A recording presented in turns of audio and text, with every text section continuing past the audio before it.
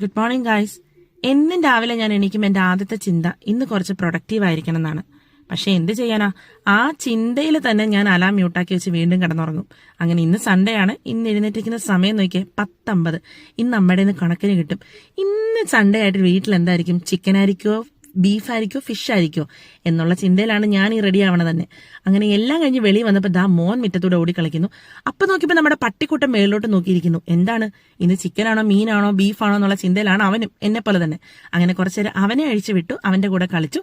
അതിനുശേഷം നമ്മൾ നമ്മുടെ ശങ്കരൻ പൂച്ച പ്രസവിച്ചിട്ടുണ്ട്, അവനെ കാണാനായിട്ട് പോവാണ്. അതിനുശേഷം നേരെ അകത്തേക്ക് പോയി. അടുക്കളയിലേക്ക് പോകാനാണ് ഉദ്ദേശം. കയറി വന്നപ്പോൾ ദാ ടിവിയും വെച്ചിട്ട് അച്ഛനിരുന്ന് ഉറങ്ങുന്നു. അങ്ങനെ അമ്മയുടെ അടുത്തെത്തി. ഇന്ന് എന്താണമ്മ സൺഡേ ആയിട്ട്, ചിക്കനാണോ ബീഫാണോ മീനാണോ എന്ന് ചോദിച്ച് എന്റെ ചോദ്യത്തിന് മുന്നിൽ അമ്മ പതറിപ്പോയി. കാരണം എന്താ, ഇന്നിവിടെ അതൊന്നും ഇല്ല. വെറും രസവും കോവയ്ക്കാ മെഴുക്കുവരട്ടിയും തൈരും ഒക്കെയാണ്. എന്റെ നിപ്പ് കണ്ട് അമ്മയും വിഷമിച്ചു പോയി. അങ്ങനെ ഞാൻ ആ നഗ്നസത്യം മനസ്സിലാക്കിയിരിക്കുകയാണ്. സൺഡേ ആയിട്ട് ഈ വീട്ടിൽ ചിക്കനും മീനും ബീഫും ഒന്നുമില്ല. അപ്പൊ നോക്കിയപ്പോ ഇതാ അച്ഛൻ നല്ല സുഖമായിട്ടിരുന്ന് പച്ചക്കറിയൊക്കെ കൂട്ടി ചോറുണ്ടെന്ന്. എന്നാ പിന്നെ ഞാനും കഴിച്ചേക്കാൻ ഓർത്ത്. അങ്ങനെ അമ്മ തന്ന ചോറ്, കോവയ്ക്കാ മെഴുക്കുവരട്ടിയും രസവും ഒക്കെ കൂട്ടി ഞാനും കഴിച്ചു. ആകമത്തെ ഒരു ടേസ്റ്റ് ഒക്കെ ഉണ്ടായിരുന്നു. പിന്നെ ഇനിയിപ്പോ നിങ്ങൾ വിചാരിക്കും സൺഡേ ആയിട്ട് എന്താണ് എന്റെ വീട്ടിൽ ചിക്കനും മീനും ബീഫും ഒന്നും ഇല്ലാത്തെന്ന്.